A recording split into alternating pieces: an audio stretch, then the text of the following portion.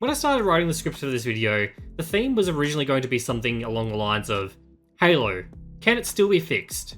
It was going to be a fairly negative video about the show and how it screwed up the adaptation of the source material, and more so how it could have been done better. But then the season finale came out and it was actually pretty great. And it changed my perspective on things a lot about this show, and for once, I kind of came out of it interested in where it was going. Halo was a weird show like that. The show was at its best when it's like the game, but the final episode of Season 2 made some very different choices from the game that still felt like it was very much a good way to adapt the source material. So I wanted to take a closer look at that kind of aspect of the show, that being adaptation, because Halo is a rare case in that it is both a terrible adaptation and a great one. What does the Halo TV show do well when adapting the source material, and where does it fail? Now, I consider myself to be a pretty big Halo fan, and I've played every mainline game and read a couple books, so while I consider myself very well versed in the lore, I am nowhere near an expert, and there is a lot of lore when it can get extremely dense at times. So if I get anything wrong, Halo fans, lore nerds, you can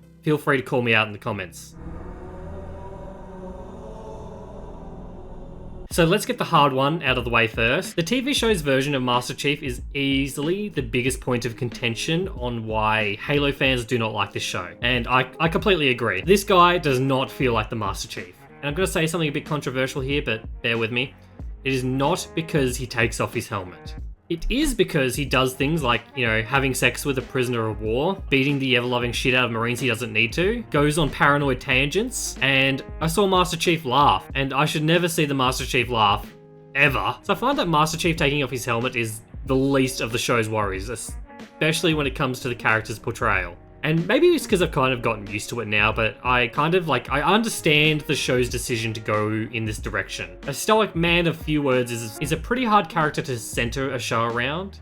The Chief works well in the games because it's usually everyone else doing the talking. For example, Halo Infinite does this fantastically with the dynamic between the Chief and the pilot, and the pilot is kind of like the main emotional center of the story. And even when the Chief is going through an odd, emotional moment, which he does in this game, he never breaks that stoic, demeanor that he has. But you can always tell when something, might get to him. And even though he has a helmet on and you can't see his face, you can feel his emotion because of the very subtle differences in his voice delivery. Or sometimes it's when he doesn't say anything at all. Now, when it comes to adapting Chief, you could look at Forward Unto Dawn as a good example of adapting Chief in a non-game setting, but he isn't really the main character of that story. A better example would be something like The Mandalorian, of being able to portray a character similar to Chief. And look, yeah, I have no arguments there, but I imagine that the reason that Chief has to take his helmet off is probably more of a business decision, and I would think that it was a condition in getting the show funded or made. Like I said though, it's the least of the show's worries. The first season of Halo shows a fundamental misunderstanding of the character. The first episode kind of starts pretty good.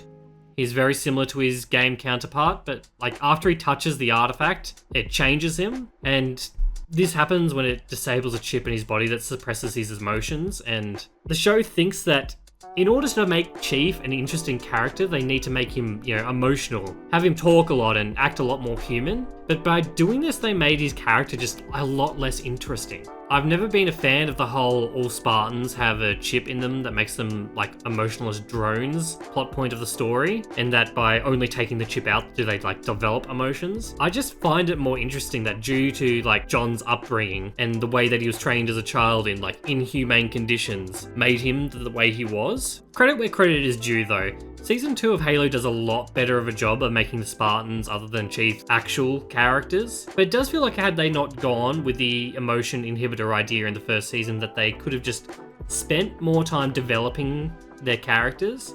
So when it came for their time to go, it would have hit a lot harder. That being said, I actually really liked Riz's character, and it was interesting seeing a Spartan, retire instead of dying in action. And it was a satisfying character arc that I really wasn't expecting, but it had an interesting exploration. But again, it felt a little rushed because due to the fact that we only really had a few episodes to build up her character, because she essentially only just really started existing as a character from the start of this season. The show actually has a Spartan with personality, and that's Soren, who's arguably the most interesting character at the start of the series, next to Halsey. And it's probably due to the fact that he's allowed to be a person. And, had he not been relegated to like the worst plots of the show, get to see his character shine a lot more, I feel like. But he's a prime example of why making Spartans just not emotionless husks from the start would have been a good idea.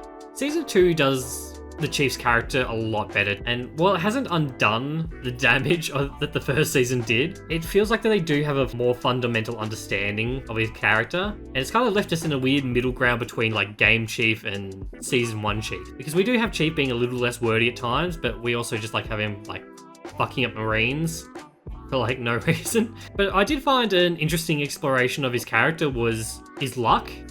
There's the famous line that Cortana says in the opening of Halo 3. Choose whichever Spartan I wanted. You know me. I did my research, watched as you became the soldier we needed you to be. Like the others, you were strong and swift and brave. A natural leader. But you had something they didn't. Something no one saw but me. Can you guess? Luck. In the TV show, we get a monologue of Chief during the invasion of Reach where he talks about his luck to Corporal Perez. When I was a kid, there was this woman. She flipped a coin. She dared me to call it, and I did. Heads. 11 times in a row. Lucky. Maybe. But I wasn't guessing. I knew. And he talks about how when he goes into battle, he knows he'll be fine because he's always lucky. But it takes a toll on him knowing that, like, that's not the case for his friends or the people around him. And at a later point, Perez asks Chief, were you able to call the coin up heads every time because you were lucky? Or did you make the coin come up heads? And there could be a couple interpretations of this, but I choose to believe that like Chief is just like so badass that he can, make the outcome happen. But regardless of that, this is a kind of line you can't write for a character or for the Chief unless you understand at least some part of his character. So while you could debate on what version of the story did it better, I find that the version told in the TV show is at the very least interesting. Probably not as good as the games, but the show rarely does anything better than the games. I guess what I'm trying to say here with, Master Chief and the other Spartans is that sometimes less is more. The whole emotional chip thing is just overcomplicating it. It's okay to have the Spartans be emotionally stunted, like they are killing machines and they were raised in very fucked up, inhumane conditions. And I feel like that's enough. It's just adding all these layers that don't really do anything. And a lot of the first season just kind of like the plot meanders around this point. While I feel like the show's adaptations of the Spartans, and particularly the Master Chief, to be pretty horrendous, Season 2 feels like they're course correcting and they're on the right path. And the Season 2 finale really has Chief acting the most like his in-game self. When it comes to adapting really anything from the source material, the show really nails it when it comes to Catherine Halsey. And I think that's because the show is like strangely really good at doing like grotesque sci-fi shit. And Halsey is a very morally grey character that kind of fits into doing these kinds of things. She's like a scientist with a very ends justify the means type attitude, but like never wants to stop learning and will seek out knowledge even at the danger to herself or complete disregard to ethics. And while the extreme focus on exploring Chief's past like hinders the story in the first season, it actually does a really good service to Halsey's character, and it arguably makes her like the most three-dimensional character in the show. I also like the portrayal of Captain Keyes in the show, and although I do feel like they kind of squandered the potential of his character, especially by killing him before he even made it to the Halo, which is one of the strangest decisions the show has ever made. Especially because I feel like his relationship to the Chief was actually really good in the show, and had the show decided to follow like Captain Keyes' story from the game, it actually might have worked better than the game due to the fact that there was more groundwork done for his character. While it's a shame that we won't get to see that like play out, I do feel like there was like justice done to the portrayal of his character, and he went out in a way that was pretty fitting to what I feel like his in-game character would have done. I do feel like the decision to kill him off might suggest that the events that happen on the Halo are going to be nowhere near what happens in the games. Some other things also suggest this might happen, but we'll get to that later. Ackerson and Parangosky are two characters that I was not familiar with going into the show. They kind of serve a similar role in the story as each other, but I kind of found myself liking Ackerson's character a bit more, and that's probably due to the fact that he had more stuff going on, while Parangosky just feels very one note. But on the whole, I can't really comment on how well they were adapted. I haven't read the books that feature them at all. I did some light research, and would you look at that? They killed off the character who's still alive in the canon, and the one that's still alive in the show is actually meant to be dead. Silver Timeline Ackerson, like his regular law counterpart, is the head of the Spartan 3 program, hates Catherine Halsey, and tried to get the Master Chief killed. Overall, it seems to be kind of faithful adaptation to his character, but like I said, I can't really comment on the minute specifics of him. I will say that his Spartan 3 program was really weirdly done in the show, especially seeing as it seems like they only just started getting training after Reach, and it's unknown how long they were training for. The same can be said of Parangosky. When I was looking at a wiki page, it looks like her lore is a lot more complicated than the character than we see in the show, and I'm not qualified to comment much on this one. The only thing I can really gather is that she's just an asshole, which I guess it fits. Miranda Keyes is a weird one, not the person, but her adaptation. I guess they got her parents right, but in the games, Miranda is a high-ranking commanding officer and military strategist in the UNSC, but in the show, she's in the science division. I feel like her inclusion to the story, it could have been interesting. In the show, she just kind of feels unnecessary, which sucks because, like her father, going into her backstory, which isn't shown in the games, could have really enhanced certain plot points if they just decided to adapt them. While I will say that I do like her relationship with Halsey, and the small amount of time she spends with her in season 2 is a real highlight for her character. As an adaptation of her character, I'm not really getting why she's in the story, other than to play up some family drama aspects. When the show was in production, the same actress that played Halsey was also going to play Cortana, but due to COVID, somehow she was unable to do it, therefore giving Jen Taylor the opportunity to reprise her role from the games in the show, which is an absolute blessing. What's weird though is her appearance from season 1 to season 2 just changes. The first one is semi-human-like, and then the second one is just an actual human with a filter on him. It feels kind of sacrilegious to say, but I actually really liked the first season's design much better, despite it being less like the game. And my reasoning for this is the AI having a very synthetic, uncanny valley appearance kind of works for her character. I get that they probably changed her appearance for budget reasons. Going back to how she was adapted to the story, it's fine. I've already heard Jen Taylor have to deliver terrible lines when she had her character assassinated during Halo 5. So while that is a far way off, and I don't think that the show will ever make it that far, I really hope they don't directly adapt this. Other than that, her relationship with Chief is shaping up to be pretty good. They don't spend much time together in the second season of the show, but they do get a fundamental part of their relationship right, where they will often risk their lives for each other. John boarding a Covenant cruiser to rescue her right before it burns up in the atmosphere is absolutely in character for him and that aspect of their relationship.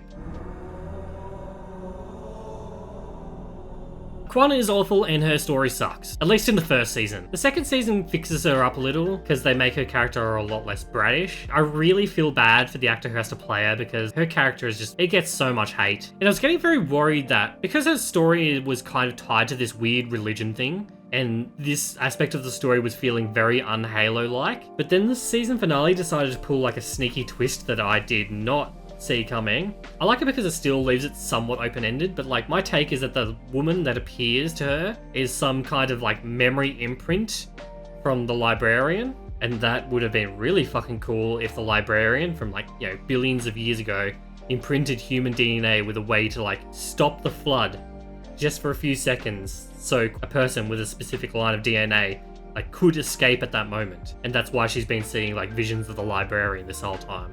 One of the things that makes Halo such a unique and cool universe is the merging of like religion and sci-fi. The Covenant's whole deal in the games is that they think the Halo rings will bring them some like divine ascension or some shit, and that they'll go on quote-unquote the great journey, when in reality the Halo is just like a universal nuclear warhead. Anywho, the story has made me very interested in where Quan's story is heading. You know, hopefully we get some more insights into like the deeper lore from this going further. Who else do we have for new characters? Oh, Perez. I really like Perez. I like that we kind of get to see the perspective of like a squad of Marines just get fucking fried. And Perez brings a great humanizing element to the story, which helps as like the human characters that actually act like humans is like now at a criminally low number. And she also has great chemistry with the Chief.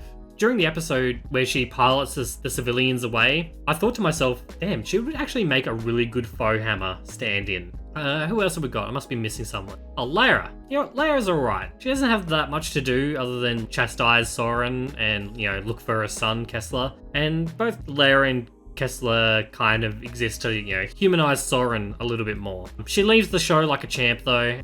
Who else? New characters. Oh look, we've also got Weird Scientist Dude. I don't know why this guy was in any part of this story, and I just hate him, and I'm glad that he's dead. New characters. I feel like I'm missing someone. Ah, the Arbiter. Or really an Arbiter. Luckily, this isn't the Arby we know and love from the games. This is probably his direct predecessor. Look, I really like his character's design, and his role as like a mini-boss, kind of antagonist of the second season, is a good one. I do feel like they missed the opportunity to like kind of go more in depth on what an Arbiter is. But hopefully we get a good Arbiter down the line, which can better explore this. And he better be voiced by Keith David, or I'm deleting this video and just re-uploading only the negative parts in protest. Speaking of negative, I found the Arbiter's relationship to, that's right, McKee. McKee is certainly a character in a TV show. And look, I'm willing to admit that in the first season, her character was an alright addition. It makes sense that the Prophets would keep a human around, as they can't, you know, activate any Forerunner technology themselves. They need a Reclaimer. And I like this concept in theory of having a human brought up around aliens. The show's insistence on like making Reclaimers much more of a rare trait in humanity rather than just the entirety of humanity is also an interesting choice. The ways that it's used to serve the story are weird. Fucking with the Chief's implants, or like giving him a connection to McKee so they can like yell at each other telepathically like bitter exes. I find the biggest problem with McKee's character isn't what she does do, but what she doesn't do, and that's die. In the finale of season 1, she's shot in the back, does the death pose, and you know, the story acts like this was where her character led to. And even while the Prophets says that she's dead, until she somehow returns in the second season like nothing ever happened. I do like that she has her own goals now, but the fact that she's like inexplicably still alive and barely scraping through her plot lines by like the skin of her teeth, and that she's against the goals of like the main Covenant force and kind of left alone after the Arbiter dies, means that she doesn't really have any presence as an antagonist. And I find her goals to just be nah. Don't get me started on the fact that she implies that she knows what the Halo ring does. I hope that like during this scene that she meant that like she just wanted to wipe out both humanity and the Covenant, and that she doesn't know that it'll kill everything everywhere. She implies that there'll be silence afterwards, which kind of leads me to believe that she knows what the Halo does, but if that's the case, then goddamn, that is such a fucking lame way to like reveal that information to the story. I'd like to go back to being positive for a bit here, so let's take a look at the action of the Halo show, which is hands down the best parts of the show. Not only is the action and the CGI just absolutely gorgeous, it feels like they are adapting how an action scene would typically work from the games. The people who crafted these action scenes understood the mission. I think the most underrated element of the action is how the show uses the space. Every action scene has a clear layout and uses that layout to base the action in. It's easy to follow, and when new developments happen, like within the scenes, you know exactly where everyone is and how it impacts where the scene is going. And during the first season, this is the absolute shining quality. It also helps that the action scenes all take place on what look like actual Halo maps, so props to that. In the second season, the action scenes are not as great. Pretty noticeable that the budget of this season was marginally lower than the first, but I feel like because the strength of the story is much better, it leads the action scenes to having a bit more like stakes to it, despite it being less Halo-like. And look, even at the show's lowest points, the action never fails to disappoint. And it shows that all of the episodes that involve these big action set pieces are always the highest rated and the most positively received episodes in the show. But on the note of the show's lowest points, we have to explore Halo is a very mixed bag of a show, and that is the nicest way I can describe what I feel about the show as a whole. For every great thing I could name about the show, it just does something equally terrible. For example, the way that the show leans into the kind of grotesque nature of Flash clones is brilliant. The insistent need to really dive into the Spartans' backstories of how they were taken and how they react to it is like really cliche, and it grinds most of the story to like an insanely slow pace. And most of the terrible I have to say about the show really just comes to how they adapt the source material's plot, or their lack of wanting to adapt it. Halo feels like it's almost embarrassed to be a show based on Halo. And as a big Halo fan, the show just hurts to watch. And it's not because it's that bad, but it's because it's squandering the potential to tell like a truly great story.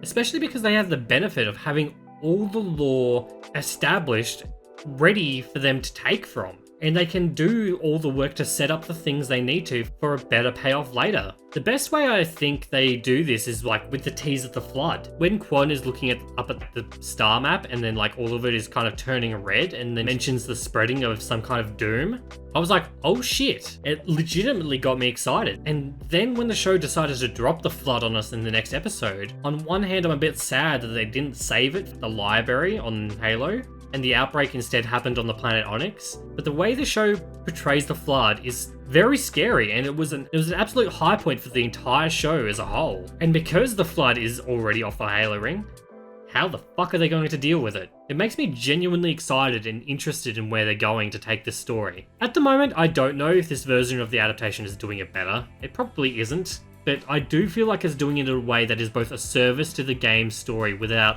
directly copying it. My theory is that they're going to condense the story from Halo 1 to Halo 3 into one and have it all take place on the one ring instead of multiple rings throughout multiple storylines. If I was them, I would just do that and adapt the best parts of everything. So if the flood is already off the Halo, then that leads us to being able to do the Halo 3 stuff. But when it comes to the excitement of how things were adapted or how they might adapt it, I cannot say the same for The Fall of Reach. Episode 5 from the second season, titled Reach, which was one of my favourite episodes of the show so far, it showed the Covenant invasion on the ground on Reach. It's an action-heavy episode that is well-directed, acted, paced. It was almost a perfect episode. Despite everything it gets right, this is the same episode that has none of the Spartans in their armour during the entire thing. Captain Keyes dies before ever making it to the Halo ring, and after this one episode, Reach is just gone. The Spartans not having their armor, like I said before, it was just kind of whack. Like, I know that Axon doesn't like the Chief, and stealing his armor to try and get him killed is something his Alpha counterpart probably would have done if Chief ever took off his armor. Captain Keyes dying in the way that he does feels pretty in character for his character. Did I really write that? Oh my god. And I feel like if the video game version of his character was put in the same circumstances, he probably would have done the same thing. But it feels like such a mistake that one of the very few characters in the show that had a good narrative in the game on Halo, and also seemed to have good chemistry with John in the show, dies before ever making it to the Halo ring. But, you know, oh well, can't really unring that bell.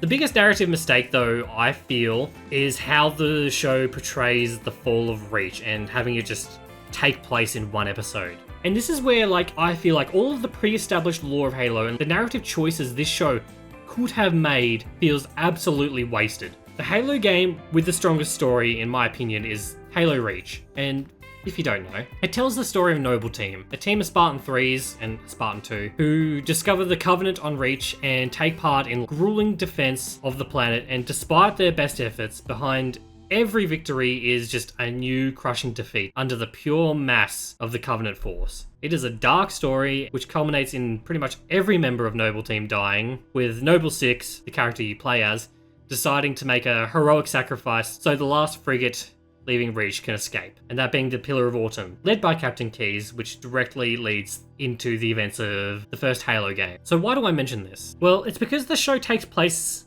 before the events of getting to the Halo, and also takes place on Reach. The majority of all the human characters all live on Reach, and so despite having one of the best blueprints on how to tell this story, they just ignored it. And, you know, I'm not saying we adapt Halo Reach's story one-to-one, but say we keep the show's current trajectory of not making it to the Halo ring until the end of Season 2, then why not spend the time drawing out the fall of Reach? Make the loss of the planet more impactful than instead of just a random set piece. Because the way the show deals with this is it spends the first half of Season 2 teasing that the Covenant might be on Reach and having a great military conspiracy where only gaslights the Master Chief and alienates him from his team, and then they just decide to evacuate all the higher up personnel and not tell a soul that the Covenant is on Reach, and they practically just doom everyone. Now, the story in the show isn't bad, but if I had to choose between this or a variation of the story that the game offered, then I would take the game every fucking time. Planet Reach is pretty much a giant naval base and the most important